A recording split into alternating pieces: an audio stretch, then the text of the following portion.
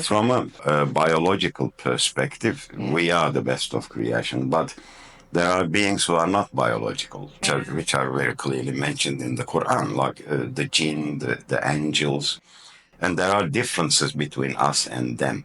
If we take Prophet Muhammad, والسلام, yes, as an individual, he reached a position or a rank that no other being could reach, because we know on the night of Miraj, even angel Jibril came to a certain point where he said, I cannot continue after this point. And the Prophet continued the journey himself.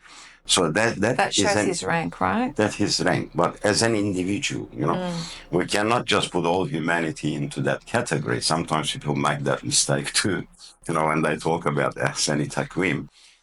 However, if we compare humans to angels, another very interesting mistake that people usually make about angels, and I see this all the time, they say the difference between humans and angels don't have free will. I've heard that a lot as well. They use it a lot, even AI makes that mistake too. Oh, okay.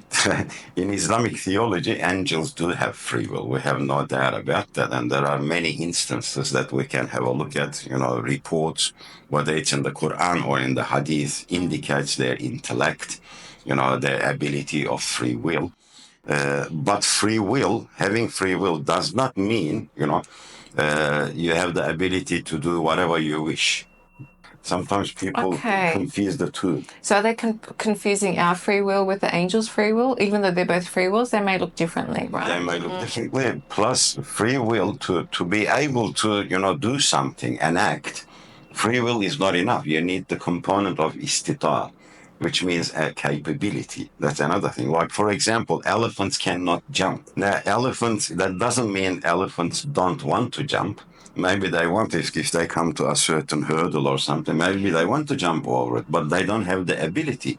So with angels, they can't sin because they don't have that animalistic nafs. Nothing attracts them towards sinning. But that doesn't mean they don't have free will. Because they did ask, it's very famous in Surah Al-Baqarah as well. They did ask Allah subhanahu wa ta'ala, are you going to create a being who is going to spill blood and, commit or go into act of conflicts, corruption on earth? So you see critical thinking in a way there, isn't it? Yeah. So they are critically thinking. Yeah. And another thing is they are very intelligent beings because they can look at the possibilities of, how a certain being would act. So that's very interesting too. That before we go on, that capability was very interesting because, I may want to fly, but I can't fly, so I don't have that capability. So I guess here, do the angels, they don't have the capability to commit sins? Yes. Okay. That capability was not given to them in Islamic theology because they are, obedient to Allah subhanahu wa ta'ala. And that is their nourishment anyway, Worshipping Allah or following His commandment is a thing, sustenance for them. They are happy with that. That's another thing. They're content with that. Yeah. But intellect is not removed. They have that amazing intellect. They do have free will as well. There is one very famous hadith.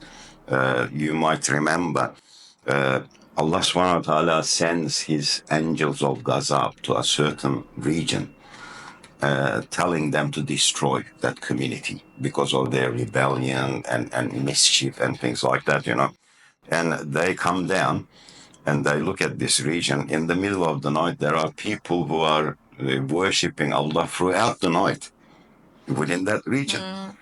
What do? They don't destroy the city. They go back to Allah subhanahu wa ta'ala. Okay. And they say there were people like this. We just want to know the wisdom, oh Lord.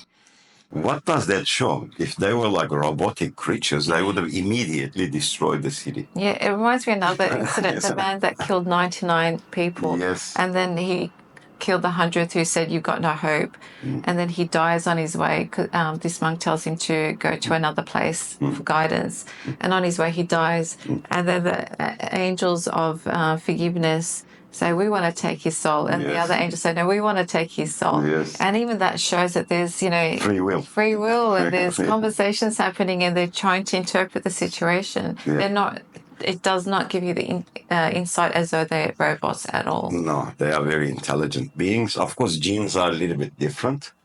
Because the jinns are more similar to human beings. They do have nafs, they do commit sins. Majority of them are, considered as more evil, jinns, because of their nature. Who's higher as a being, human beings or jinn? As a creation, human beings are higher. Okay. Because some sources say human beings are more intelligent. And Allah values them more. And one example is with what happened between Iblis and Adam, because Iblis is a jinn. So he became a shaitan because of his acts. But Iblis is a jinn. His real name is Azazi. He was one of the jinns. He was very intelligent, very obedient, and he got this rank even in heaven because of his proximity to Allah subhanahu wa ta'ala, obedience. But later on, he became jealous, as you know, because of Adam being created in a better form. So that was the main key to, jealousy there. However, with jinns, although, yes, they are not as perfect as or as beautiful or as, best in creation as human beings, they are very similar in many ways with human beings. They do go through a test in this world. That's why our prophet was sent to both humans and jinns. So yes, yes. They're tested as well. Yeah. Life is a test for them. They are tested. They got families. They multiply. They work probably amongst themselves. So they're very similar to human communities. And another thing that most people don't know, most Muslims don't know, I'll tell you this as well. Okay. Jinns are not metaphysical beings.